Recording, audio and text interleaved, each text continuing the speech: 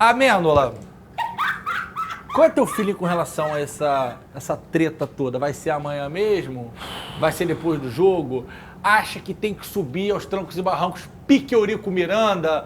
Como é que você tá vendo isso aí? É complicado, né? Primeira coisa que eu gostaria de pontuar, o esporte com o tribunal, a gente sabe que o esporte gosta de um tribunal, né? É uma coisa impressionante que não vem de hoje, já vem desde lá de trás, principalmente lá de 87. Pelo que eu vejo, e pelo que eu leio, e pelo que eu converso com as pessoas, inclusive alguns amigos que fazem parte lá do STJD, alguns acreditam que há uma possibilidade real do Vasco ganhar esses pontos, ser beneficiado. E o Thiago ele foi muito bem na explanação dele. Não foi o Vasco que entrou no STJD com um pedido para ganhar os pontos. O Sport foi denunciado e a partir daí vai haver uma outra parte que vai se beneficiar disso. E essa outra parte é o Vasco. O Vasco fez o gol do empate, ainda tinha 3, 4 minutos para jogar, poderia virar o jogo, da mesma forma que poderia sofrer outro gol. E agora, no meu ponto de vista, há uma grande chance do Vasco ganhar esses pontos, e principalmente sendo amanhã. Agora, óbvio que não é legal, não é o ideal. O mundo ideal seria o Vasco jogar no final de semana contra o Ituano e empatar pelo menos. Se o Vasco empata, independente do que acontecer no tribunal, o Vasco estará na primeira divisão. E aí existe, para mim, o último ponto. Se está no regulamento, está na lei, tem que ser cumprido. Amêndola, uma discussão que está rolando é o seguinte, pode ser que o Sport perca os pontos, ganhe um ponto, né? Ou que o jogo seja anulado e não tenha outro jogo. Sim. E aí o Vasco não ganha os pontos do jogo, não é isso? O Sport não leva, nem o Vasco leva, fica um ponto para cada um. Do jeito que já está. Que aí só mantém. Isso. O outro cenário é, Sport, o seu torcedor causou isso, você não deu segurança suficiente para os times jogarem, para a arbitragem, para a imprensa, isso. Principalmente que as meninas lá do Sport TV estavam no meio do tumulto, tá? Para o bombeiro, para a senhora bombeira que tomou um bico de um idiota que chutou a menina no chão. E aí o Sport toma esse ferro aí, como a gente diz nas ruas do Rio de Janeiro. E aí o Vasco ganha mais 2, é isso? É isso aí. Assim, se a gente pegar como exemplo o jogo do Ceará e Cuiabá, boa, não teve nenhum tipo de, vamos dar os pontos para o Cuiabá, vamos dar os pontos para o Ceará. Isso não aconteceu. O jogo terminou empatado, continuou empatado, o Ceará foi punido com perda de mando de campo, inclusive jogou contra o Fluminense sem torcida, e além de pagar uma multa. Isso foi o que aconteceu no jogo contra o Ceará. Achei que ficou barato pro Ceará. Pois é, tem muita gente que também acha isso. Achei que ficou barato pro Ceará. GV, eu acho que a gente precisa entrar em um outro debate.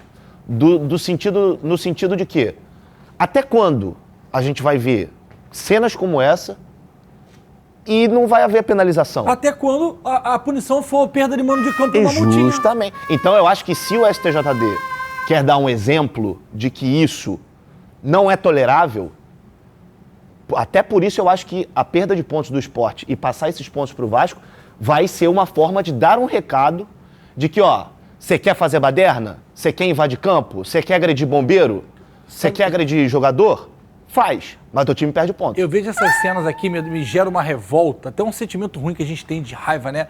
Da senhora no chão e daquele imbecil chutando ela. Até hoje... A gente não ouviu falar que ninguém aconteceu com ele. Esse vagabundo tem que ser preso, rapaz. Todo mundo tá vendo as imagens aí. E tem que perder os pontos. Todo mundo. Tem que dar 2 pontos pro Vasco. Não tô nem aí, ó. Eu também acho. Não tô nem aí. Mas vai subir no tapetão. Não é tapetão. Se fizesse isso contra o seu time, se a tua mãe, se a tua irmã, se a tua vizinha, uma pessoa querida, sua namorada, sua esposa, fosse essa senhora do chão e esse imbecil chutasse ela, a chutasse no chão, invadindo o campo, você não ia querer que esse time perdesse ponto? Tem que perder o ponto. Tem que dar os outros 2 pro Vasco. Mas foi empate. O problema, ainda tinha tempo. O Vasco podia fazer mais um gol. Não pode beneficiar o infrator. Tem que dar exemplo, gente. Tem que dar exemplo. Tem que punir pra dar exemplo. Tem que punir pra dar exemplo. Infelizmente é assim. E assim, o que mais me choca são os torcedores agredindo esses bombeiros e momentos depois são eles que estão ajudando os que foram agredidos. Sim. Ou seja... há uma inversão de valor completamente. É uma coisa que eu não consigo entender, eu não consigo conceber quem vai para estádio para fazer uma coisa dessa, agride um bombeiro civil, agride uma mulher que está trabalhando, que estava no chão, cara. No chão. Pô, isso aí é selvageria. Isso aí a gente voltou para a Idade Média. A gente voltou para a Idade Média. Outra coisa. Vamos falar do trabalho de Jorginho aqui, Flávio, pelo seguinte. Cara, Zé Ricardo, Emílio Faro. O Emílio Faro eu não boto na conta porque não é treinador. Mas o Jorge, que é um grande treinador, passagens internacionais, um grande trabalho no Atlético Goianiense. Como é que você avalia? Como é que você avalia esse trabalho, Amêndola, do Jorginho nessa última sequência dele de Vasco, né? Desde que ele assumiu agora pra cá. Essa última fase dele, né? Eu vi o Jorginho, ele fez um trabalho que para muitos pode não ter sido tão bom assim no Atlético Goianiense, mas você tem os dois lados, que no Brasileiro não estava bem, mas na Sul-Americana foi muito bem.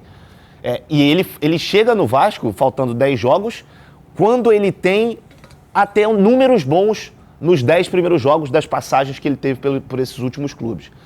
Eu, particularmente, eu acho que o Vasco demorou muito no momento de decidir e definir quem seria o novo treinador. Ficou, vai ser o Emílio, não vai ser o Emílio, quem vai ser? Aí traz o Mauricinho, que ainda não tinha assumido nenhum clube efetivamente, era sempre auxiliar ou então da base. Eu acho que o Jorginho é só a ponta do iceberg, no meu ponto de vista. Eu acho que o problema do Vasco, durante a temporada, principalmente depois da saída do Zé Ricardo, foi o momento de você escolher um novo treinador.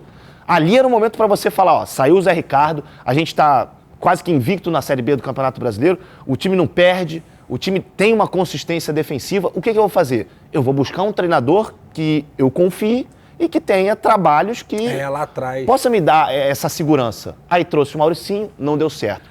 Deixou o Mauricinho, eu até esqueci, verdade. Saiu o Zé Ricardo, veio o Mauricinho, não deu certo. Aí ficou o Emílio, começou bem, depois caiu. Aí resolveu trazer um novo treinador, que é o Jorginho. Então, para mim, o Jorginho, óbvio, eu acho que no jogo, principalmente contra o Sampaio, a escolha do Palácios pelo Yuri é bastante questionável. Isso aí, para mim também, eu concordo com isso. É questionável que em português significa errou.